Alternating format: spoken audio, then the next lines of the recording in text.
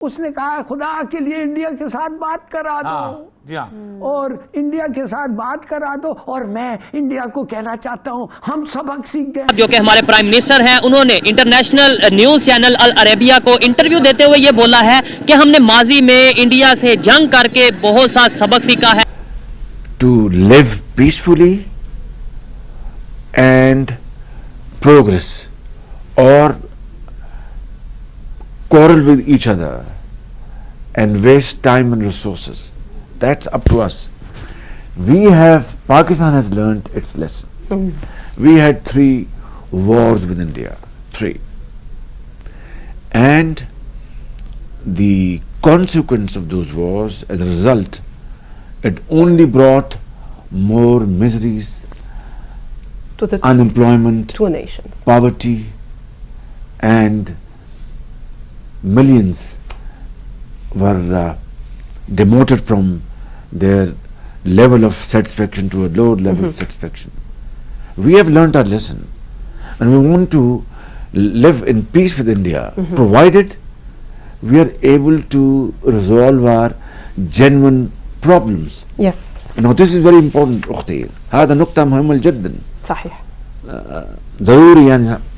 So my message to the Indian leadership and Prime Minister Modi is that let's sit down on the table and have serious and sincere talks to resolve our burning issues like Kashmir, where flagrant violation of human rights are taking place day in and day out.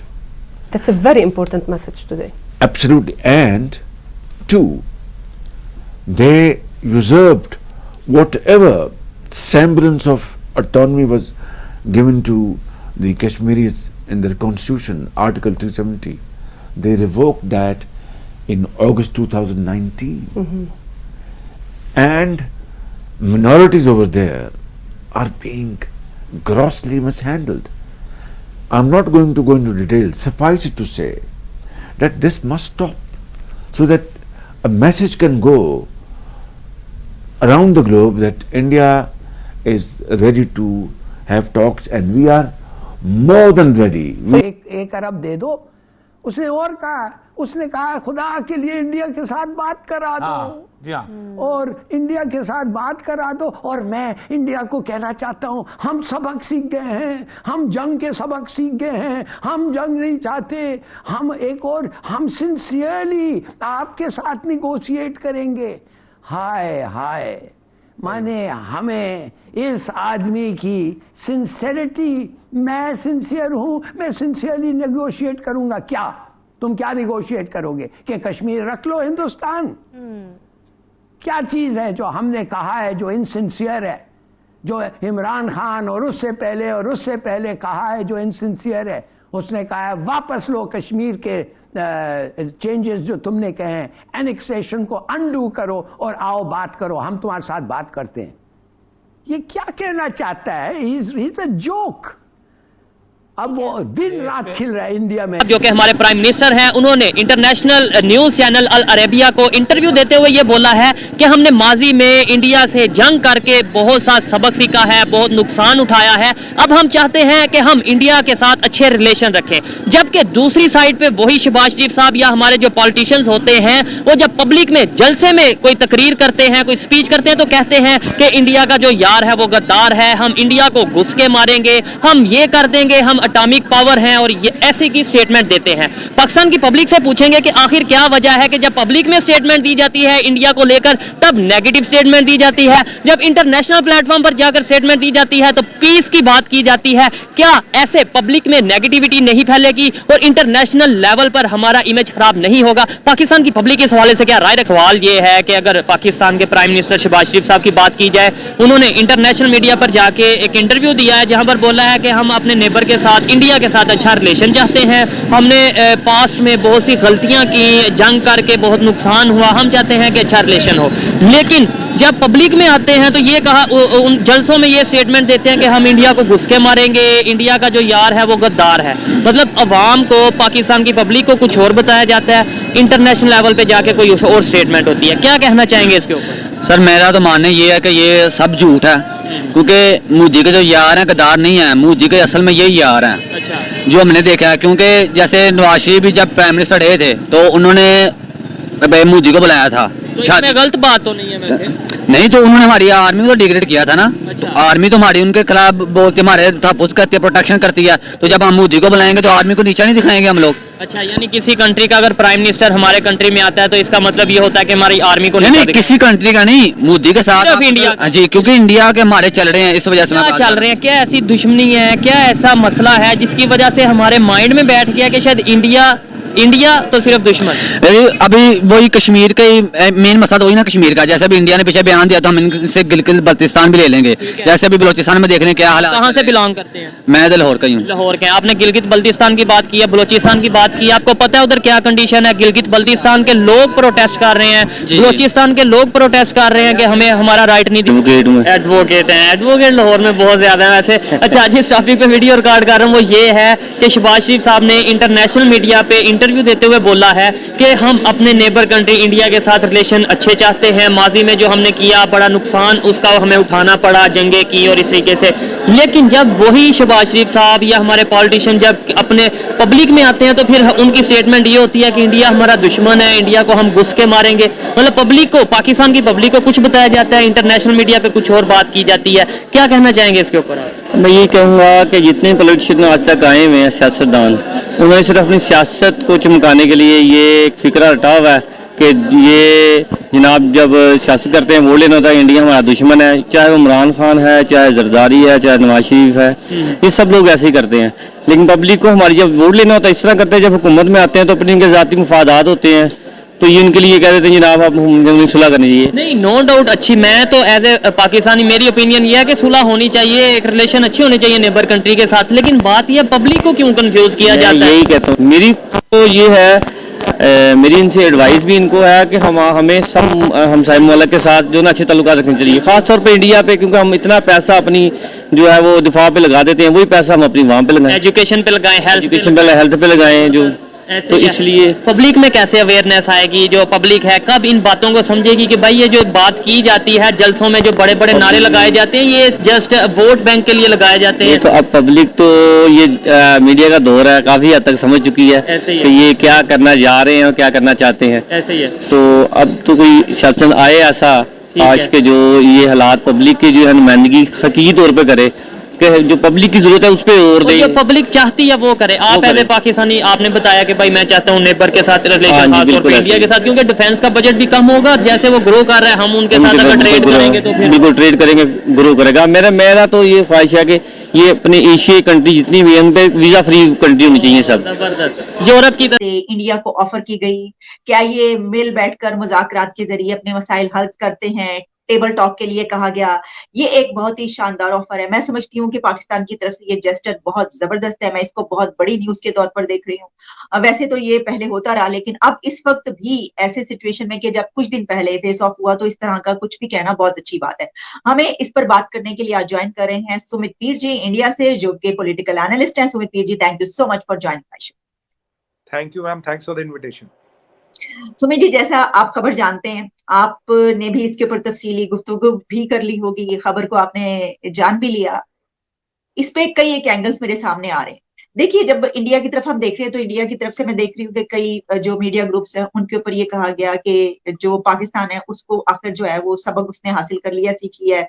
We have learned our lesson, ये कहा गया। Shahbaz Sharif wants honest talks with PM Modi, जो कि Hindustan times है, उन्होंने कहा है। तो अगर ये बात की जाए कि we have learned our lesson, यानी ये कि हमें ये सबक हासिल हो गया है, तो क्या हम इससे ये मुराद लें कि अब पाकिस्तान आगे बढ़ के उसने ऑफर किए कि आइए टेबल टॉक करते हैं? तो इंडिया इस बारे में क्या सोच रहा है? इंडिया तैयार है टॉक करने के लिए? देखिए आलिया जी, शो पे बुलाने के लिए धन्यवाद। अभी आज जो ये पेशकश आई है बातचीत करने की, इसके 2-4 पहलू है जो देखना पड़ेगा। देखिए, कोई भी चीज जियो पॉलिटिक्स में स्ट्रेट फॉरवर्ड नहीं होती, कोई डायरेक्ट नहीं होती। अभी पाकिस्तान की जो परिस्थिति है, इंडिया के साथ ट्रेड करना पाकिस्तान का कंपल्शन है, भारत के लिए ऑप्शन है। अभी इंडिया का फायर पावर इतना बढ़ चुका है कि पाकिस्तान को पता लड़के कुछ नहीं होगा, और अगर न्यूक्लियर की भी नौबत आती है तो उससे भी अल्टीमेटली कुछ रिजल्ट मिलना नहीं। India will still survive half burned, but Pakistan will not survive at all, ये भी वो जानते हैं। तो लड़ाई का विकल्प है नहीं, ये उन्होंने माना, ये अच्छी बात है। और 3 लड़ाइयाँ कुछ नहीं दे चुकी, ये भी सच्चा है, ये भी उन्होंने माना। एंड शरीफ साहब ने बोला we learn from our mistakes. दिक्कत यहाँ मुझे शरीफ साहब के इंटेंशन में नहीं दिखती, दिक्कत दिखती है यहाँ मुझे एस्टेब्लिशमेंट में, कि एस्टेब्लिशमेंट क्या चाहता है। क्योंकि हमेशा से पॉलिटिक पाकिस्तान की विडंबना क्या है, विडंबना ये है कि पॉलिटिशियन कुछ भी चाहता तो डिसाइड तो एस्टेब्लिशमेंट करेगा ना, अल्टीमेटली चलेगी उनकी। अब नए जनरल साहब आए, इनको क्या चाहते हैं, बाजवा साहब का कुछ और थॉट प्रोसेस था। बाजवा साहब तो आजकल दुबई में है, तो नए जनरल साहब का क्या मानना है, क्या वो चाहते हैं। क्योंकि 2-4 चीजें यहाँ देखिए, अभी आपने पीछे वीट मंगाया रशिया से, और आज जो स्टॉक मार्केट क्रैश हुआ है, वीट 160 रुपए किलो पहुंच गया, देख रहा था मैं। तो कुछ मेजर स्टॉक मार्केट आपका क्रैश हुआ, आज मेजर स्टॉक मार्केट क्रैश हुआ। अब आपने रशिया से वीट मंगाया, अगर आप यही वीट इंडिया से मंगाएंगे तो आधी से भी आधी कीमत में पहुंच जाएगा, साइड में रखा है। हमारे यहाँ तो 40 रुपए किलो आटा बिक रहा है। बट दिक्कत ये है कि पाकिस्तान कह तो रहा कि बात करनी चाहिए, लड़ाई से कुछ निकलेगा, ठीक है, पर ये जो मेन बोन ऑफ कंटेंशन है उसको एड्रेस नहीं कर रहा। अब आप बोलोगे बोन ऑफ कंटेंशन कश्मीर है, मैं बोलूंगा बोन ऑफ कंटेंशन टेररिज्म है। जब तक आप टेररिज्म को एड्रेस नहीं करोगे, हमने तो कभी बातचीत के लिए मना नहीं किया था। तो 2014 से लेके अब तक policy of government of India has been very consistent, terror and talks can not go together. पहले आपने बोला जी बात करनी है, ठीक है, फिर आपने बोला जी एक ट्रेड मिनिस्टर अपॉइंट कर दिया, फिर बिलावल भुट्टो जरदारी साहब बोलते हैं it's not the time to talk to India, it's not the time to trade with India. Trade आपने रोका, दवाइयां अब भी जबकि पाकिस्तान जा रही, दवाइयां आपने नहीं रोकी। आपने एड मांगा नहीं, आप एड मांगते तो शायद हम एड भी दे देते, ह्यूमैनिटेरियन एड। पर सवाल ये है कि पाकिस्तान के हिसाब से at the time and place of your convenience, जो आपको अभी कन्वीनियंट है, आप उस हिसाब से चीजें नहीं चला सकते। अभी मैं काफी इंटरव्यूज में मेरे पाकिस्तान मीडिया पे ये आया है, अरे सुमित भाई ट्रेड करना चाहिए, सुमित भाई पीस की बात करनी चाहिए, सुमित भाई आगे बढ़ना चाहिए। ये मैं ट्रेंड पीछे काफी टाइम से देख रहा हूँ, और इस ट्रेंड को देखते हुए मैं ये भाप गया था कि ये कहीं ना कहीं हुकूमत पाकिस्तान से भी ऑफर आने वाला है, क्योंकि कुछ ना कुछ चीजें दिख जाती है, कहीं कहीं कुछ क्वार्टरों से कुछ चीजें पहले दिख जाती है। और वो क्वार्टर समझे कि हमें समझ नहीं आ रहा, हमें सब समझ आ जाता है कि आखिर जो ये 9 का यू टर्न आया, ये क्यों आया है और ये कब तक आएगा, क्यों आएगा। तो आप भी समझ गए होंगे मैं कहाँ की बात कर रहा हूँ, तो हम भी थोड़ा बहुत तो समझ लेते ही हैं। अब ये 9 में यू टर्न आने वाला आलिया जी पता लग गया था। और आज जो ये सच में बताऊं आपको, आज ये जो शरीफ साहब का स्टेटमेंट आया तो मैं हैरान नहीं हुआ, क्योंकि I was expecting this, I swear to God I was expecting this कि ये स्टेटमेंट आने वाला है। But point of contention Sharif साहब अमेरिका को ये भी बता रहे हैं, शरीफ साहब IMF को ये भी बता रहे हैं कि भाई मैंने तो बात की पेशकश की, वो तो भारत जी बात करेगा नहीं।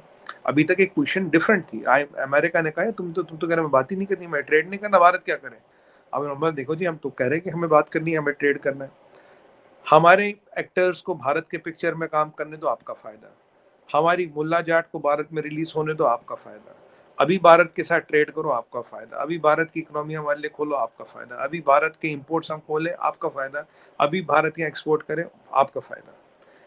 अभी जब आपका टाइम होता, जो आपका फायदा होता, उसके हिसाब से आपकी फॉरेन पॉलिसी में चेंजेस आते हैं। पर जो मेन बोन ऑफ कंटेंशन, आज भी उन्होंने कश्मीर नाम का वही वर्ड लगा दिया। कश्मीर तो मसला है ही नहीं ना, मसला तो POK है, मसला तो गिलगित बाल्टिस्तान का है। तो बात तो उस पे होगी, खैर कश्मीर पे तो मसला है ही नहीं कुछ। आज दिक्कत ये है कि वो फिर उसी चीज में जाके फंस गए कश्मीर। अब मसला क्या है, मसला है कि भाई अगर आप ये टेररिज्म रोक रहे हो, क्या करो। टेररिज्म रोकने के लिए अगर 10-15 चीजें की जाए ग्राउंड पे, और आलिया जी आपको हमें बताने की जरूरत नहीं पड़ेगी, इस पाकिस्तान हमारे भी थोड़े हाथ पैर दाएं बाएं हैं, वो हमें पता लग जाएगा टेररिज्म रुक गया, कोई काम हो रहा है। नहीं देखिए ना, अगर आप मुझे मौका दें, अभी जो FATF से नाम जो है बाहर आया है, हमने काफी ऐसे लोगों को पकड़ा, फिर उनके ऊपर जो उनकी कंडीशंस थी पूरी की, फिर उनकी टीम आखिरी जो है यहाँ पर आई, फिर सारा हुआ, उसके बाद ये हुआ। तो कुछ थोड़ा बहुत काम तो हुआ है जी। मैं बताता हूँ, देखिए FATF का जहां तक मसला होता है, अगर आप टेक्निकली उसमें घुसे, FATF में 3 इशू होते हैं। सबसे पहले जहां अमेरिका वोट करता, वहीं पूरे 13 कंट्रीज वोट करती है। आप ग्रे लिस्ट में थे, ब्लैक में आप जा नहीं सकते। मलेशिया, टर्की और चाइना आपको ब्लैक लिस्ट में जाने देगा। ये मैं अपने नेशनल टीवी पे हर चैनल पे कह रहा हूँ, पाकिस्तान कभी ब्लैक लिस्ट में नहीं जाएगा, क्योंकि काफी लोगों को FATF का समझ ही नहीं आता मैकेनिज्म कैसे चलता है। FATF की हिस्ट्री उठा के देखिए, जहां यूनाइटेड स्टेट्स वोट करता है उसके साथ 13 मुल्क और वोट करते हैं। मैंने आपके एक चैनल पे बोला था, मैं चैनल का नाम नहीं लेना चाहता अभी, इट्स नॉट गुड, आप कंपटीटर हो। मैंने बोला था आप FATF की ग्रेड लिस्ट पे तब तक हो जब तक यूनाइटेड स्टेट्स ऑफ अमेरिका चाहे। आप FATF की ग्रेड लिस्ट से निकल जाओगे जब अमेरिका चाहेगा। आपको डालने वाला है अमेरिका, आपको निकालने वाला है अमेरिका, आपको वहां रखने वाला है अमेरिका। आप ग्राउंड पे कुछ भी मत करो तब भी आप निकल जाओगे। मुझे बताइए, क्या ट्रेनिंग कैंप बंद हुए? क्या लॉन्च पॉइंट बंद हुए? क्या अभी आज हमारे ड्रोनों से असला आ रहा है, ये बंद हुआ? ड्रग्स आने बंद हुए? बैड टीम्स एक्टिव नहीं है? नई रेडिकलाइजेशन नहीं हो रही है? नई चीजें नहीं हो रही, जो प्रोपेगेंडा है वो नहीं चल रहा? ये जो आपके यहाँ 50,000 जहादी घूम रहे, इनको पकड़ा गया, ये लकवी हाफिज सैद वगैरह, ये कहाँ है? टेक्निकल होल्ड लगने बंद हो गए। और ये जो सलाउद्दीन तो कश्मीरी, इसको हैंड ओवर कर दो। अगर आपको टॉक्स चाहिए और आपको प्रोडक्टिव रिलेशन इंडिया से चाहिए, इंडिया एक्शन मांगता है। इंडिया एश्योरेंस पे नहीं जीता आलिया जी, इंडिया डजंट नीड एश्योरेंस।